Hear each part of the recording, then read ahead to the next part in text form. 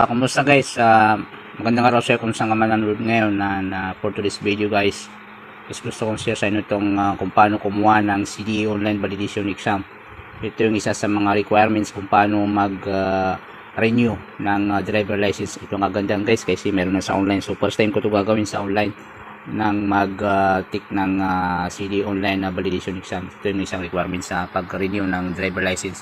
So yun guys, hindi mo na kailangan pumunta sa LTO, pwede mo na gawin to sa bahay. Ito ginagawa ko to siya sa bahay guys. So actual to guys na pagkuha ng online exam. So guys, start na tayo. So ang una natin gagawin guys is pumunta tayo dito i-search mo lang sa Google ang CDE Online Validation Exam. Ito guys, ito CDE Online Validation Exam. So click mo lang yan. Tapos nakikita mo to, tapos i-click mo itong CDE Online Validation Exam.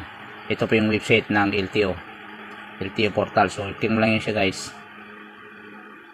So ito yung una mong makikita. So guys, kung mapapansin nyo guys, ito siya login required or register. So ang ano natin, hindi mo makikita dyan yung dito, ang i-click mo siya guys, ito sa taas, ito yung parang learning, parang corona. Click mo lang siya guys. So ito, i-click mo tong sunod, i-click mo tong CDE Online Validation Exam. Ayan, click mo lang siya guys. So ito guys, basahin nyo to. Use the CDE Online Validation Exam for driver license renewal application. So ito guys, the passage for to create a certificate is 50% or at least mga 13 correct answers ka sa out of 25 is pasado na yun. So kahit na mga 15 correct answers, so pasado na yun sa 25 questions. So there's no time limit to answer the question. So wala siyang guys limit. So kahit kano katagal ka magsagot ng mga tanong, wala po siyang limit. So ito ang kaganda dito sa online. Panatag ka pa, sabay mo siya gawin ito.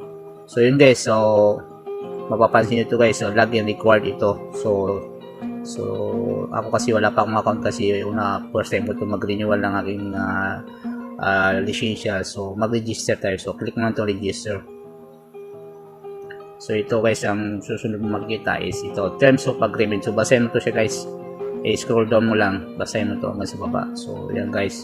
So pagbasa mo niya, make sure na basahin mo siya guys. Do you accept the terms of agreement? So i-click mo lang itong yes, I accept. Itong parang box na yan, click mo lang yan. So yan guys. So please encode the correct security code. So ito, gayahin mo lang itong encode na parang may letra at saka mga number sa back na to. Click mo lang yan. Tapos yan, na-replace ko kasi kaya napalitan siya. So yan guys, gagayin ko lang siya guys yan. So Z, big letter, Z. Tapos Q, big letter, 9, 6 is 9, 6 is. So yun guys. Sunod mo naman gagawin is click mo tong next tayo. So yun guys, kung napapansin yung registration. So ito, enroll as an individual, enroll as an organization. So enrollment of LTO is key holders. So ito, marami siyang mga option dito. So guys, kasi tayo individual tayo, so i-click natin itong enroll as an individual. Click mo lang to siya. So yun guys, so enroll individual. So ito yung sample ng license, driver license. So failure to provide your existing license can delay our application. So pwede mo tingnan yung likod dito, shoe back keys, backside, yun pala yun, pwede mo siya yan. Yan yung kailangan pagka pumunta ka ng LTO, madadala mo rin yung dati mong driver license. So proceed na tayo guys. So ito, do you have a Philippine driver or conductor's license? So click mo lang itong yes kasi magre-renew nga tayo. Meron tayong lisensya na ma-expire na. So magre-renew tayo. Yes, click na itong yes. So yan, complete all applicable fields. Driver license. So license number, lalagay mo dito yung license number mo. Lalagay yung license number ko. And so yun guys, nailagay ko na. Tapos ilalagay mo rin yung expiry date ng license mo. So yun, ilalagay ko na yun sa akin. Slash, tapos slash, yan. So serial number, ilagay natin yung serial number. Yung serial number ng driver license natin is sa likod ng lisensya, 05. Double check nyo guys para kung may mali, pwede nyo siya palitan. kailangan double check. I-check ko na muna. Ito guys, actual na pag-take ko ng exam dito sa online. Try ko siya kung makapasa ako o hindi. Pwede ka naman pa umulit pag hindi ka makapasa, kahit na paulit-ulit. Pwede mo siya ulitin kung hindi ka makapasa sa first time lang pag exam mo. So, yun. So, tama guys. So ito, hindi na to kailangan. So, okay na to. So, ayan, fill up ko na siya. So, next natin. So, next natin gagawin guys. Click mo na to next. So, yun. So, yun guys. Nakalagay na yung automatic na yun guys. Pag nailagay mo na yung serial number mo at saka yung license number mo, lalabas na yung pangalan mo dyan. Pero kung bago ka pa lang magkukuha ng driver license, mag-tick ng exam dito sa CDO validation exam, ilalagay mo dyan yung pangalan mo. So, nakalagay na yung pangalan ko guys kasi matic na yun pag na-include mo na yung serial number at saka license number ng driver license mo. So, yun guys. So, pipil up mo to mother's middle name dito. Yung last name. So, yun na guys. So, sunod naman, click mo na to next. Make sure na nailagay mo nung apelido ng nanay mo at saka pangalan ng nanay mo nung pagkadalaga. So, click mo to next. So, yun guys, ito. Sunod naman is itong contact information. So, kailangan may ilagay mo dito yung email address mo. Ilagay ko na yung email address ko guys. Mo yung address mo. Email address mo.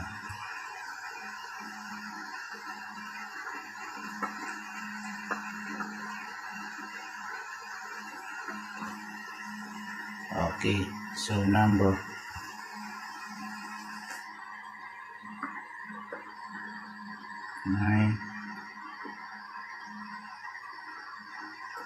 Lagay mo yung number mo.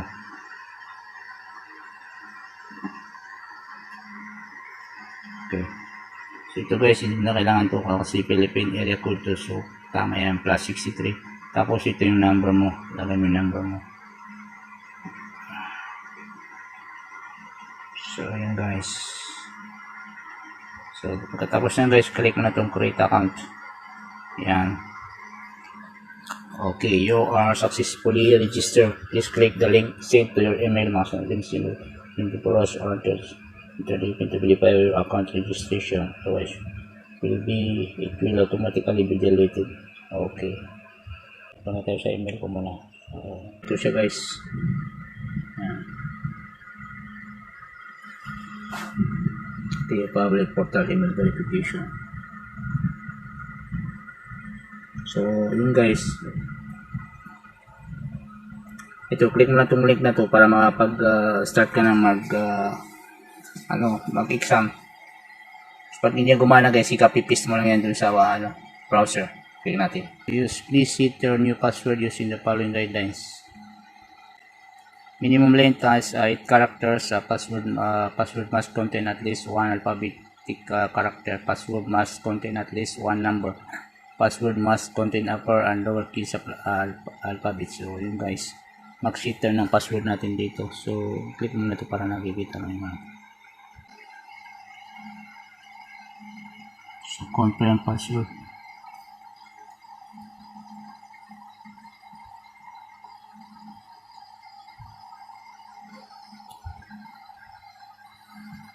Okay. Okay, so yun guys, nakapag-set na ako ng password. So set password in login. Tignan natin login.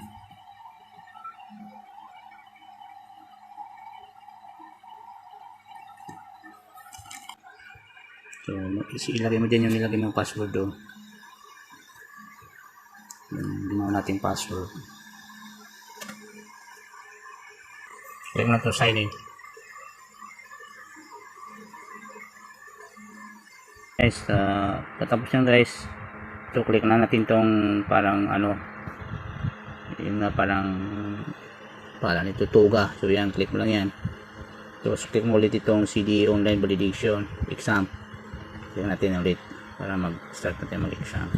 So yun guys, ito nga, use the CD online validation example or driver license renewal application. So ito guys, start exam na tayo. So guys, so sana makapasa tayo guys para pagpunta natin ng LTO is medical lang ang ating kukunin doon at saka magpipill up tayo ng form. So start na tayo. So ito guys, language, magpipili ka dito kung anong gusto mo, English o Filipino.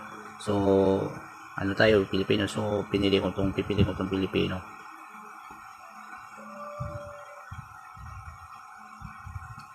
So ito guys, so make sure na ito, nag-start na tayo. So make sure na basahin mo yung mga bawat tanong para alam mo. So bibilisan natin to guys. Ito. Yan, pindutin mo yung bilog niya pagka alam mo na yung sagot. So click mo na itong next. Next naman. Next question. Number 2. Ilang taon nang maaaring ibigay ng lisensya sa isang driver na mayroong traffic violation? Ito ang mga sagot. Ito, click mo lang yun. So yun guys, click mo ulit yung next.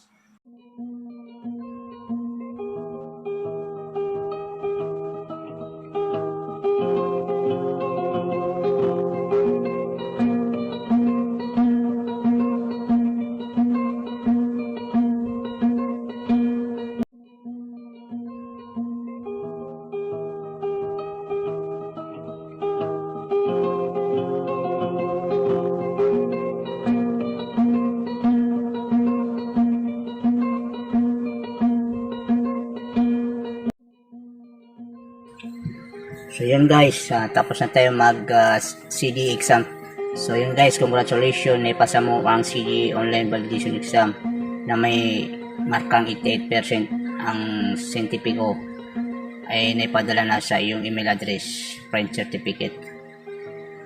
Yun guys, nakapasa tayo. So alhamdulillah, congratulations, nakapasa na ako sa exam. So pwede na ako pumunta ng LTO, magpa-medical at mag-fill up ng form, magbayad. So yun guys, so napakadali lang mag-exam sa online, mas madali sa online kasi kailangan mo pumunta ka pa dun sa LTO. So yun guys, sana nakatulong to sa mga mag-renew ng kanilang lisensya.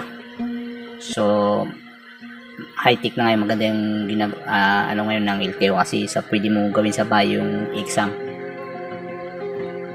So yun guys, thank you so much and sokran for watching. Print certificate, download. Kasi pagkatapos mo download mo yung papaprint mo yun siya guys para madali mo sa LTO.